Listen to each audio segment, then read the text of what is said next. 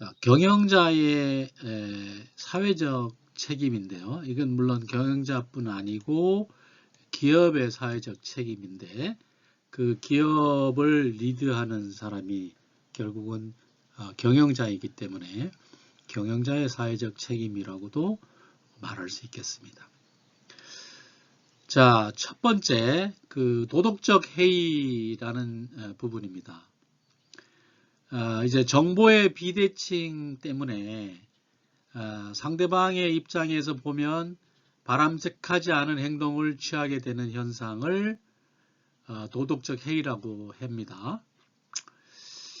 그리고 여기서 이제 정보의 비대칭이라는 것은 비대칭 정보를 가지고 있는 자신의 행동이 정보를 가지고 있지 못한 상대방에 의해서 정확히 파악될 수 없다는 점을 우리가 정보의 비대칭의 이슈로 보고 있어요. 자, 그러니까 뒤에서 우리가 조금 더 알아보겠지만 정보의 비대칭을 이용해서 누가? 경영자가 상대방의 입장에서 바람직하지 않은 행동을 취하게 되는 현상을 도덕적 해이라고 한다는 거죠.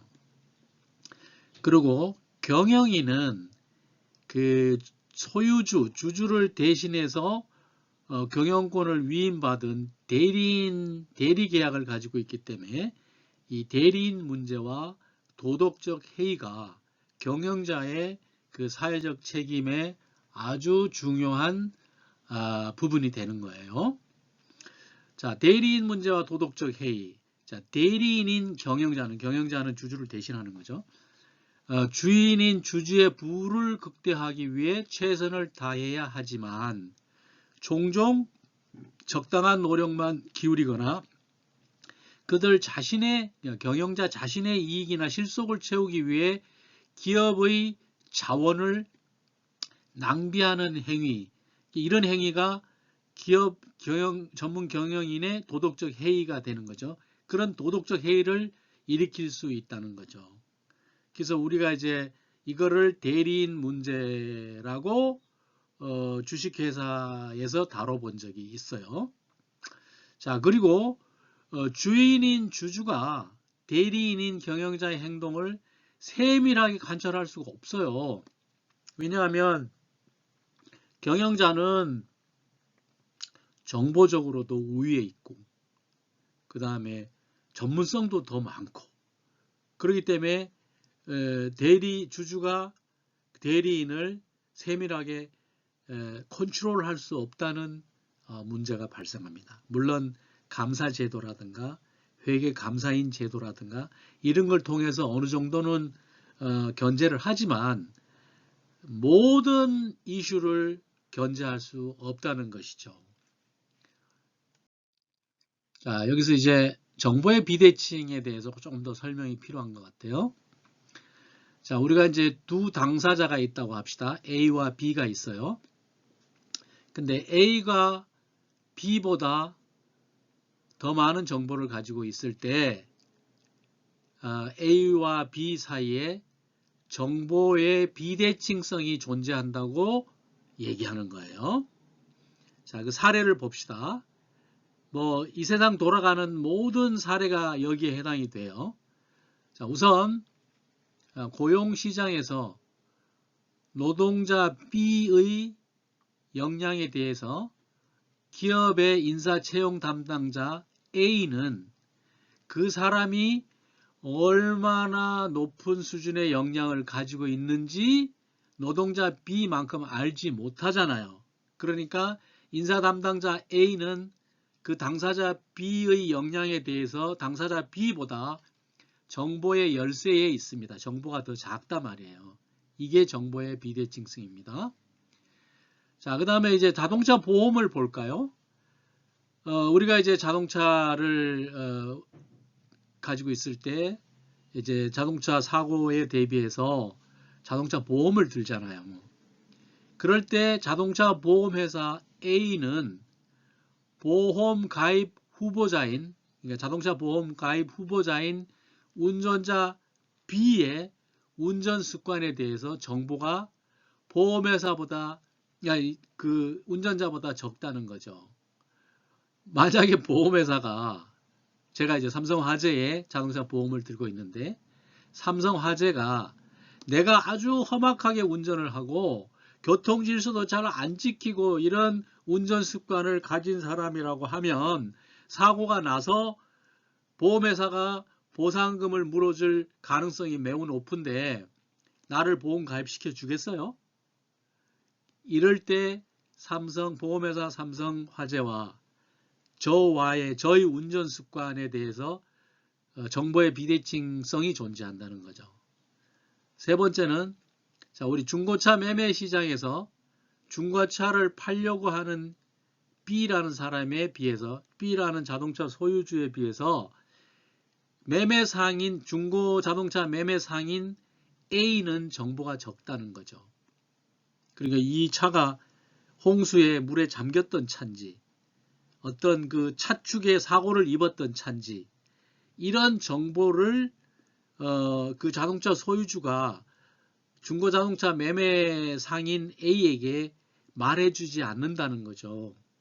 이게 얼마나 중요한 정보의 비대칭이라는 것이 그 시장 논리에서 얼마나 중요한지 그 에클로프라는 사람이 레몬 시장의 역설이라는 그런 이론의 논문을 발표해서 노벨 경제학상을 받았어요. 그 레몬 시장의 역설이라는 것이 바로 이 자동차 중고 매매 시장의 정보의 비대칭으로 인해서 결국은 자동차 중고차 시장에 나쁜 가격 대비 나쁜 차만 남고 좋은 차는 남지 않는다. 그래서 그게 레몬 시장이라고 그래서 레몬 시장의 패러독스라는 논문으로 그 에클로프가 노벨 경제학상을 받을 정도로 정보의 비대칭성은 경영 경제에서 굉장히 중요한 이론입니다.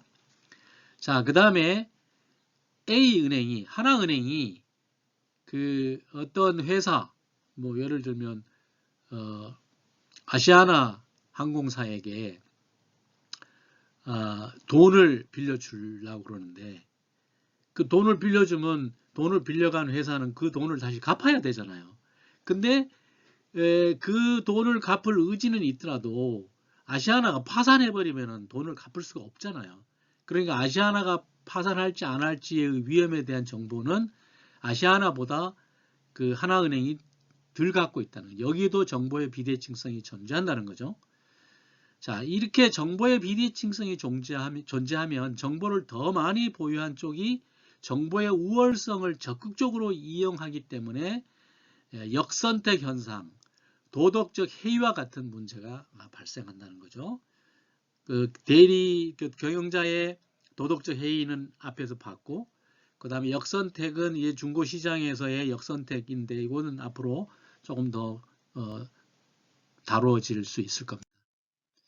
자, 역선택과 도덕적 해이. 자, 역선택이라는 것은 이 앞에서 보았듯이 정보의 비대칭 상황이 있을 때 열세 정보 소유자, 정보가 작은 사람이 효용 가치가 낮은 선택을 하게 되는 현상을 역선택이라고 그래요. 좋은 선택은 순선택인데 역선택은 순선택의 반대죠. 자, 중고차 시장에서의 역선택은 중고차를 팔려는 사람은 차에 대한 결함이라든가 사고 이력에 대한 정보를 많이 가지고 있죠.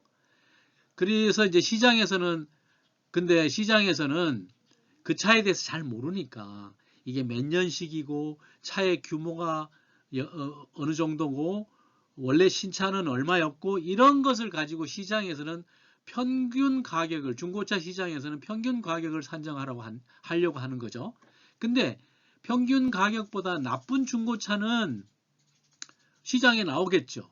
결함이 있는 차들은. 그런데 평균 가격보다 좋은 중고차는 그 중고차의 소유주는 내가 그 좋은 차인데 이 사고 이력도 없고 좋은 차인데 평균 가격으로나 시장에 내보내지 않을 거야. 그렇게 되면 좋은 중고차는 시장에서 사라진다는 거죠. 이러한 그 중고차 소유주들의 의사결정에 따라서 중고차 시장에는 결국 나쁜 차만 남게 되는 그리고 중고차 시장이 소비자로부터 외면받게 되는 현상이 발생한다는 건데 이거를 레몬 시장의 역설이라고 한다는 거죠.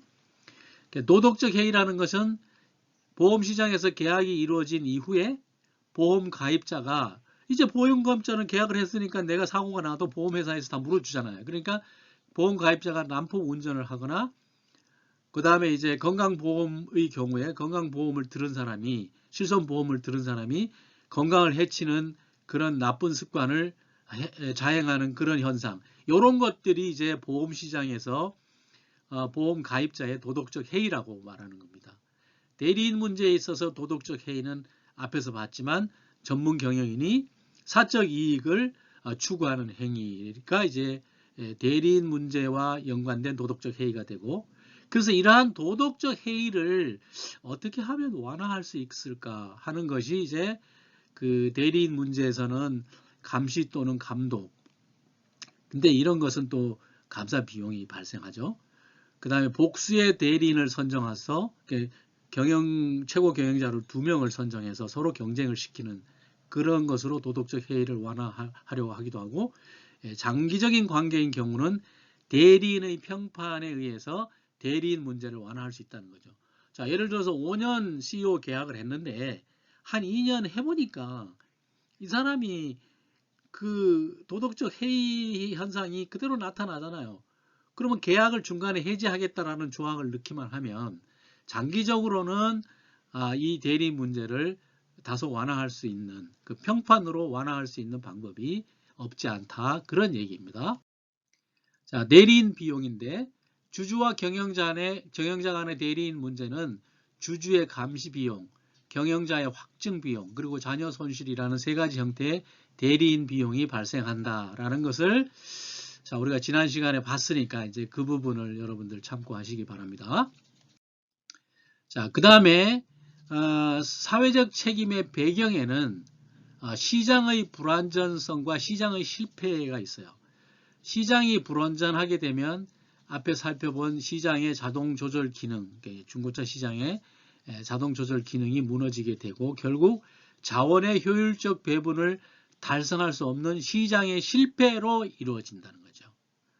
그러니까 중고자동차라는 게 사실은 필요한 사람이 있잖아요. 그런데 중고자동차 시장이 그 역선택 현상에 의해서 나쁜 차만 남게 되면 사람들이, 소비자가 시장을 외면하게 되면 시장의 실패 현상이 나타난 거죠. 이런 요인 때문에 규모의 경제를 통한 독과점 기업의 등장이나 특정한 경제 활동이 아무런 대가 없이 제3자에게 이익을 주거나 손해를 끼치게 되는 외부 효과라는 게 있는데, 그 외부 효과가 있다는 거죠. 이 외부 효과에 대해서는 나중에 다시 거론할 기회가 있을 겁니다. 자, 사회 구성 부문 간의 사후 의존성의 증대인데, 정보통신기술과 물류 시스템의 발달 또는 전문성의 증대, 산업의 고도화와 같은 사회를 구성하는 모든 부문 간의 상호 의존성이 더욱 증대될 뿐 아니라 각 부문 간 또는 그 구성원들 간의 상호 협력의 필요성이 강력히 요구되는데, 그래야만 그 사회가 그 아주 효율이 높은 사회로 나아갈 수가 있는데, 이런 것까지 생각해서 기업 또는 기업 경영자는 그 사회적 책임을 다하도록 굉장히 그 높은 수준의 사회적 책임을 가져야 한다는 그런 내용이 이 얘기입니다. 자, 그다음 3번째는 기업 규모의 대형화와 영향력 증대인데요. 많은 기업들이 규모의 경제를 실현하기 위해서 기업 규모를 대형화하는 추세에 있어요. 그래서 이런 현상에 따라서 기업을 둘러싼 여러 가지 환경 요인, 특히 내부와 외부 이해관계자들, 여기 종업원, 소비자, 정부, 지역, 사회, 경쟁기업 등의 기업의 영향력이 급격히 증가하고 있다는 거죠. 그래서 갑질하면 안 되는 거예요. 갑의 위치에 있다고 그래서 갑질하면 안 되는 거예요. 그 다음에 소유와 경영의 분리와 전문 경영인의 출현. 자, 소유와 경영의 분리가 되고, 그 다음에 기업 경영에 있어서 전문 경영자의 주도적인 위치 확보라는 이런 현상은 경영자 또는 기업에게 사회적 책임을 부과하게 되는 또 다른 배경으로 작용하고 있다는 것이죠. 경영자의 사회적 책임 내용인데요. 자, 우선 경영자는 기업을 유지 발전해야 됩니다. 그래서 기업은 국가 경제의 생산 주체로서 재화 또는 서비스를 생산하고 공급하는 것, 그리고 그것이 이제 기업의 본질적인 사회적 역할이고, 경영자는 효율적이고 효과적인 기업 경영 활동을 통해서 기업이 유지되고 전속될 수 있도록 적정 이윤을 창출해야 된다는 거죠. 이게 넓은 의미의 윤리 경영이고 기업의 사회적 책임인 거예요. 또 기업은 이해 집단에 대해서 이해 조정을 해야 된다는 거죠. 기업 또는 경영자는 이해자 집단에 대해서 이해 조정 책임을 대외적이고 2차적인 사회적 책임으로 간주해야 되고, 여기에서 전적으로 책임을 져야 된다. 사회 발전에 대한 책임은 2차적 책임과 마찬가지로 경영자의 대외적 책임이긴 하지만 반드시 부담해야 된다는 것은 한다고는 볼 수 없기 때문에 경영자의 세 번째 3차적인 사회적 책임이고 또 간접적인 사회적 책임이다라고 우리가 간주할 수 있다는 그런 내용입니다. 자, 기업의 사회적 책임 범위 논쟁. 자, 이렇게 고전적인 견해에서는 기업이 주주의 부를 극대화하고 또는 이윤을 극대화를 추구하되 법적인 한계 내에서 이루어져야 한다고 얘기하고, 또 윤리적인 견해는 기업이 사회의 모든 구성원들에 대해서 책임을 져야 한다고 주장한다는 거죠. 그게 이제 제가 말씀드린 경영의 발달 과정에서 윤리적 기업을 사회가 요구한다는 거죠. 근데 기업은 또는 경영자에게 요구되는 사회적 책임의 정도는 기업 조직이 처한 여러 환경적 요소들에 따라 다를 수가 있고, 또 실제로 아직도 논쟁이 진행되고 있어요. 자, 최근에 배달의 문제, 민족이 이제 수수료 문제를 이제 언급해서 크게 사회적으로 지탄을 받고 있죠. 그 부분은 여러분들이 좀 참고를 한번 해보시기 바랍니다. 자, 학습 정리 꼭 보시고요. 다음 시간 차시 예고에 대해서도 한번 보시기 바랍니다.